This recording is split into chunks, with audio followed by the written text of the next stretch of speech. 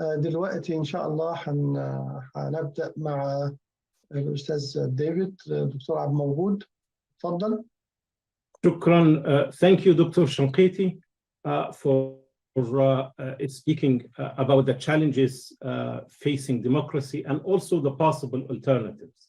I wish both Mr. David Heyriest and Professor Francois Berga had a chance to listen to that translation. I would like to start by greeting our listeners from Washington, D.C. I would like to say good morning to them as supporters of democracy, and good afternoon to those who live in Europe, and assalamu alaikum to those who live in Egypt and Istanbul and different parts of the world. This is the first of a series of symposiums, conversations, seminars about in preparation for the second wave of the Arab Spring. What is there? What went wrong? We would like to understand what went wrong and how it can be fixed. That's why we're having different intellectuals, thinkers, political professors, political science professors, and others who are interested to have this dialogue so that hopefully we'll be able to create a better world for the Arabic world and for the Europeans and for the Americans and for the rest of the world. That is the purpose of those seminars. We have a lot to learn from one another, and that's why we started with Professor Shanqiti, and now we would like to start with Mr. David Heyriest. Mr. David Heyriest is a co-founder and editor-in-chief of Middle East Eye. He's a commentator and the speaker on the region and analyst on Saudi Arabia. He was the Guardian's foreign leader writer and was correspondent in Russia, Europe, and Belfast. And after listening to Mr. David Heyriest, I would encourage each and everyone here, please share your questions, share your questions, put them in the chat. And we would like to have a live conversation with Professor Shanqiti and Mr. Heyriest.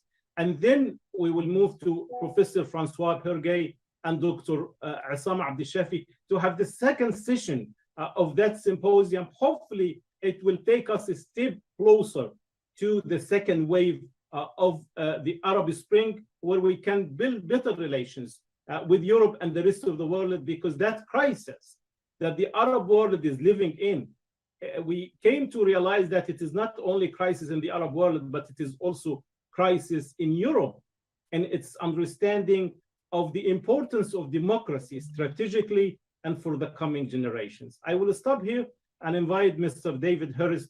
Please feel free. You have 20, 25 minutes, up to 30 minutes. Dr. Hishmat was very generous with us today.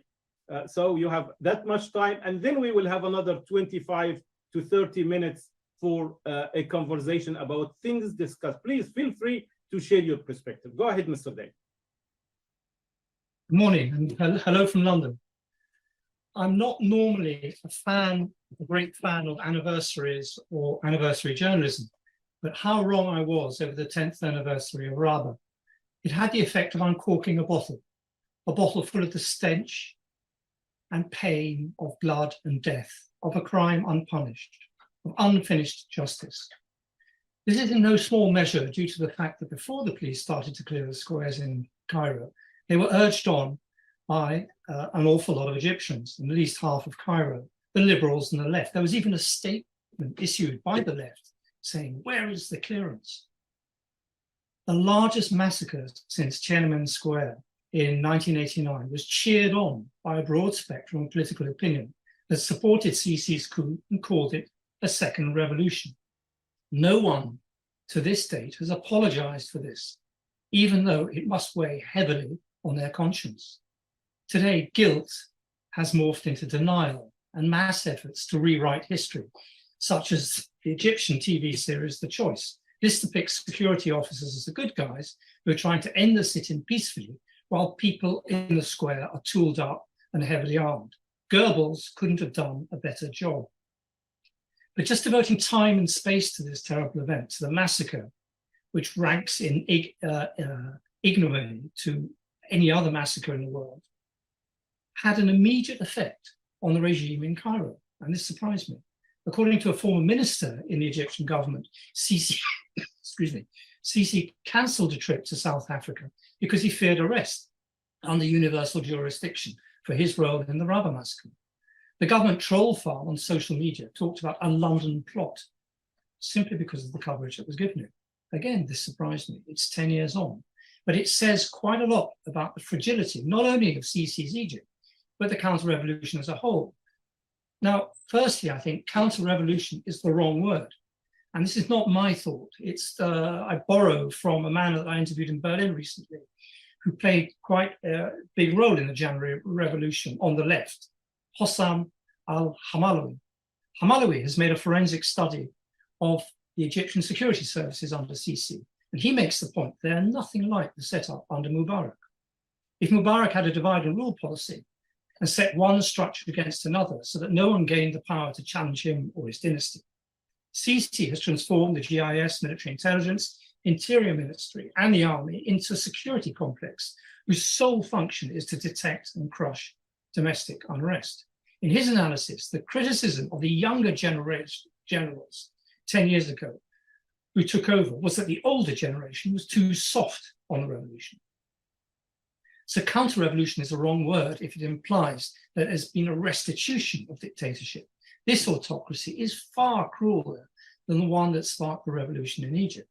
Which brings me to my first point. Despotism, however strong, does not mean strength. Quite the opposite. Cast your mind back to what Egypt, or for that matter, Yemen, Syria, Libya, Sudan, or even Iraq was like 10 years ago, and consider the shattered nations they are now. These countries have been shattered by civil war and coups. They're on their knees economically. They have impoverished their peoples.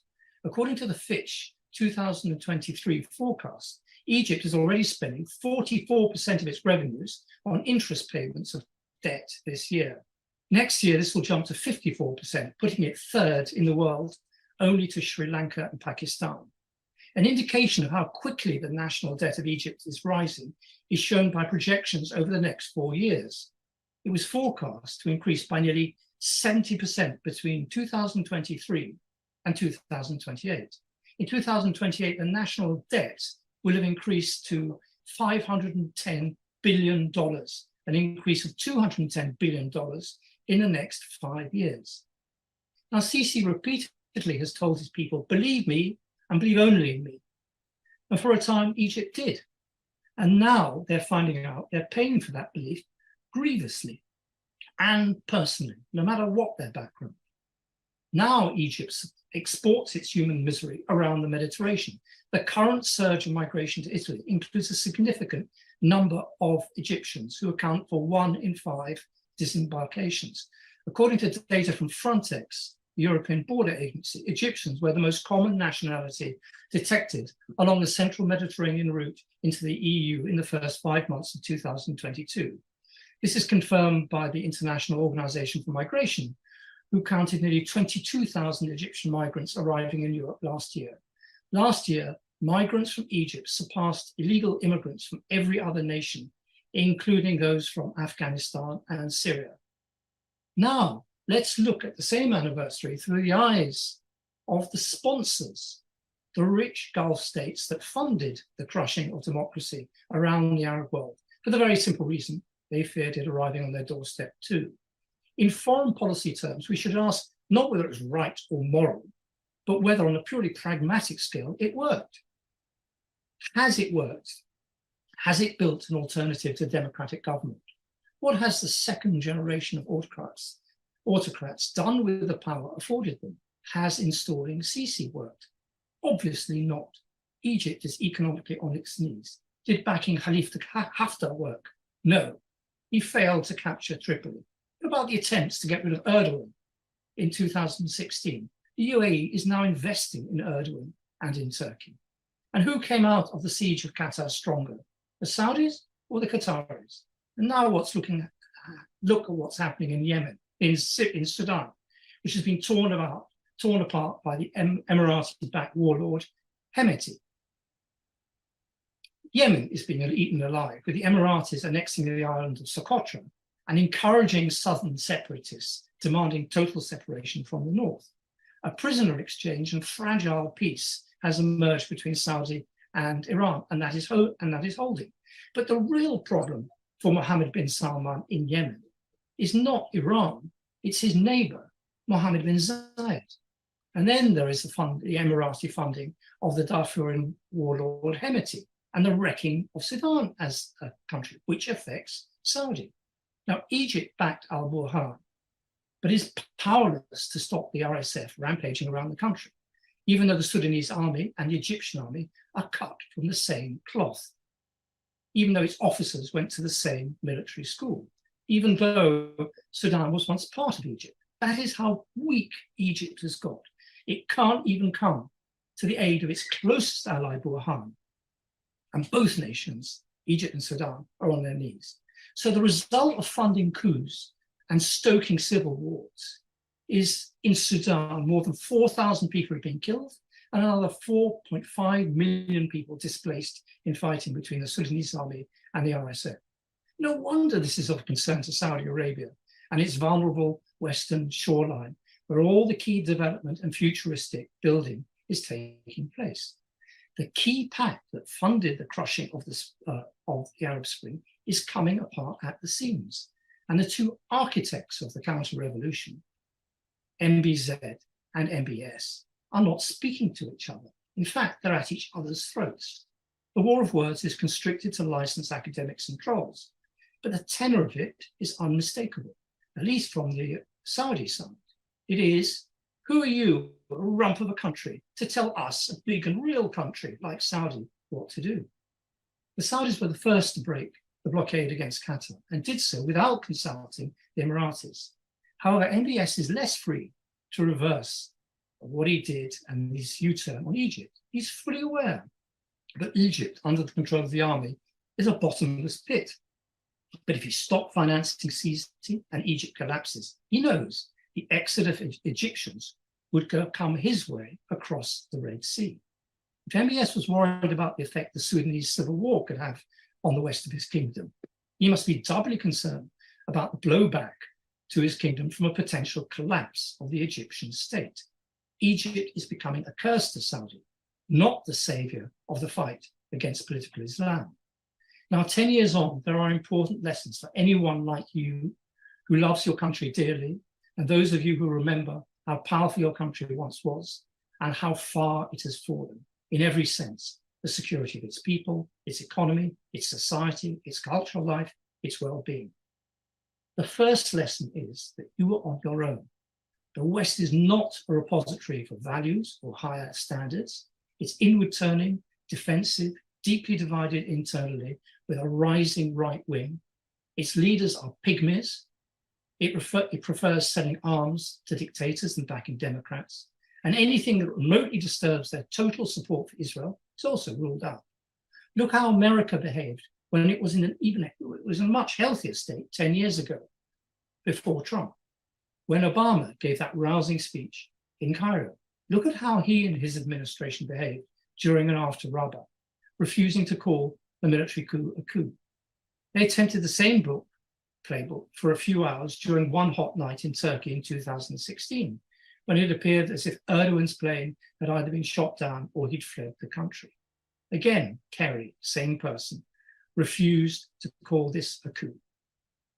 The Egyptians are not alone. The political elite responsible for that debacle, I'm talking about the Western political elite, hadn't learned their lessons either. And for reference, do please, all of you, get a copy of Catherine Ashton's memoir of her time as the EU's High Representative of Foreign Affairs and Security Policy.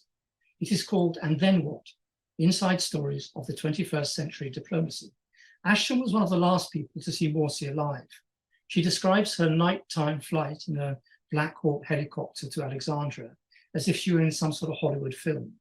She told Morsi repeatedly there was no going back to the presidency, not even to resign, and he had to accept the coup. These are her quotes. He became agitated. He was the properly elected president, and as the constitution had not been suspended before he had been removed, there had been a coup. I went through the breadth of the coalition leaders who supported his removal and told him he needed to accept the new reality for the sake of Egypt.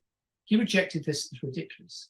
He said how sad he was that more than 200 people had died since he had left, and that he should be allowed to talk to his party. He urged me to talk to everyone and come up with a proposal that all sides could accept. I pushed back. I reminded him the country had been running out of time, that he as president had been running out of time. The situation was now complex, not clear-cut. What we could all agree on was trying to find a way to stop more people dying in the short term and help democracy flourish in the future. I'm keen to help, I said, but I won't interfere. The solution has to be an Egyptian solution. But he still didn't understand that there was no going back. The coalition had deposed him, represented a massive part of the Egyptian society. Now, this account of their last meeting is a breathtaking renunciation of the principles that Ashton and the EU claimed to represent. Just 2 weeks later, rather happened. The bloodshed didn't stop Ashton from having the most cordial relationships with Sisi, unaware even today of the grotesqueness of her words. She recounts describing this mass murderer as her philosopher general. Rabat itself produced the mildest of rebukes from Ashton, who called on all sides to end violence and keep the possibility open for the political process. If anyone wants to understand the demise of Europe and what little remains of its authority, this book is required reading. To this day, the author is blithe about the disaster she oversaw in Egypt, Ukraine, and elsewhere. As a homage to stupidity, this is hard to beat. So lesson number one, expect nothing from Europe and even less from the West. But lesson number two is much more positive 10 years on. It is to believe in yourselves, not to give way to despondency, not to lose touch with the ideals that inspired you all a decade ago. You were right to support the Arab Spring and right to continue believing in it. Not just because democracy is the only way out of the death spiral of successive dictatorships in Egypt, Syria, Yemen, Sudan, Libya, Tunisia, but because dictatorship is weaker than it seems, even when Egypt's prisons are stuffed with 60,000 prisoners. Don't write off the Muslim Brotherhood. This is a very common mistake, because I, for one, know that Amas Kamal is not doing that. Not even he is confident he has slayed the Islamist beast. The fracturing of governments that came together to crush the Arab Spring has a very direct effect on each government's relationship to the Brotherhood and democratic forces they crush so cruelly. It represents a real opportunity. Just because they crushed Islamist and liberal forces alike doesn't mean that they think they are dead. I'm not enduring the enduring splits that make a reconstitution of Tahrir impossible, even after a decade of enduring the same fate at the hands of the generals. Maybe it needs a completely new generation. But don't write off the democratic opposition force. Do everything in your power to make common cause with as diverse a group of exiles as you can, not in the name of your beliefs, but in the name of your country. In the words of that terrible First World War General Kitchener, your country needs you, and needs you as never before. You may not realize it, but change could come faster than you think. And each and every one of you needs to be prepared. Thanks for listening. Thank you, David.